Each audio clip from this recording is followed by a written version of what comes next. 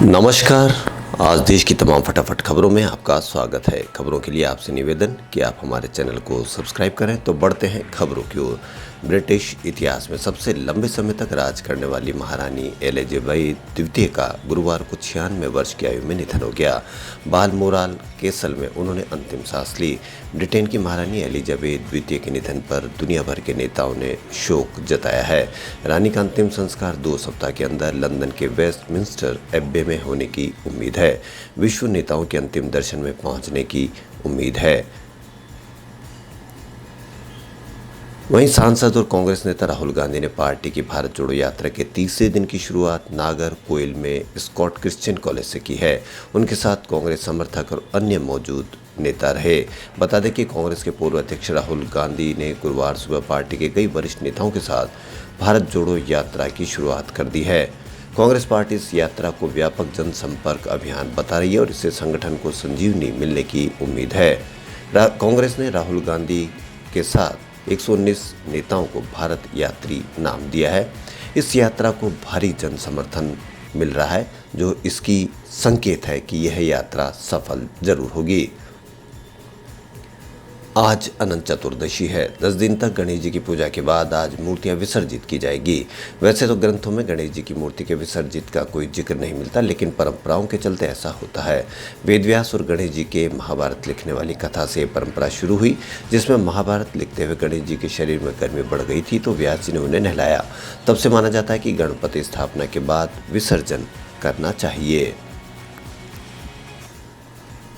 राष्ट्रीय राजधानी में इंडिया गेट पर नेताजी सुभाष चंद्र बोस की 28 फुट ऊंची प्रतिमा के अनावरण के बाद भारतीय जनता पार्टी ने केंद्र सरकार पर कटाक्ष करते हुए तृणमूल कांग्रेस ने बृहस्पतिवार को दावा किया कि भगवा खेमा जनसंघ द्वारा स्वतंत्रता सेनानी को नजरअंदाज किए जाने के बाद उस पर पर्दा डालने का कमजोर प्रयास कर रहा है।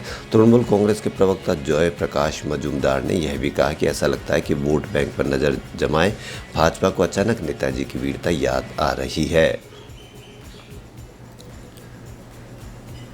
देश के प्रधानमंत्री नरेंद्र मोदी ने गुरुवार को नई दिल्ली में सेंट्रल विस्टा एवेन्यू का उद्घाटन किया। उद्घाटन के साथ ही सालों पुराना राजपथ कर्तव्य पथ बन गया है।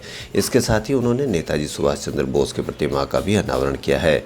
इस दौरान उन्होंने कहा कि वे 26वें गणतंत्र दिवस परेड के लिए सेंट्रल विस्टा के पुनर्विकास परियोजना पर काम करने वाले सभी श्रमिकों को आमंत्रित करेंगे। संयुक्त राष्ट्र विकास कार्यक्रम की ओर से जारी एक रिपोर्ट के अनुसार 2021 के मानव विकास सूचकांक में भारत 191 देशों में 132वें पायदान पर खिसक गया है।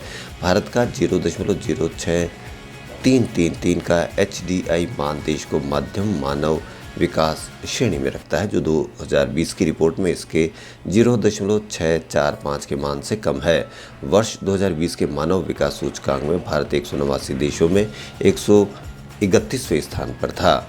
किसी राष्ट्र के स्वास्थ्य, शिक्षा और सताए को मापने के पैमाने की दृष्टि से मानव विकास में लगातार 2 साल 2020-21 में गिरावट दर्ज की गई है। पुष्पा के फैंस के लिए अच्छी खबर, पुष्पा 2 का मुहूर्त हो गया है। निर्देशक सुकुमार और उनकी टीम ने फिल्म की कहानी फाइनल कर ली है। लोकेशन ढूंढ ली गई है, कलाकार फाइनल हो गए और शूटिंग भी शुरू होने जा रही है। लेकिन अगर आप पुष्पा के साथ साथ श्रीवल्ली के फैन हैं तो जरूर चाहेंगे कि सीक्वल में भी उनका बड़ा रोल निभाते दिखे। मगर चर्चाओं का बाजार गर्म है कि सीक्वल में श्रीवल्ली का रोल पहले से छोटा हो सकता है। वजह यह है कि डायरेक्टर ने शूटिंग का जो पहला शेड्यूल बनाया उनमें श्रीवल्ली का रोल निभाने वाली रश्मिकी मंदाना को नहीं बुलाया गया है। खबरों फिलहाल इतना ही। यदि आपको हमारा चैनल पसंद आए तो लाइक, सब्सक्राइब और शेयर अवश्य करें। धन्यवाद।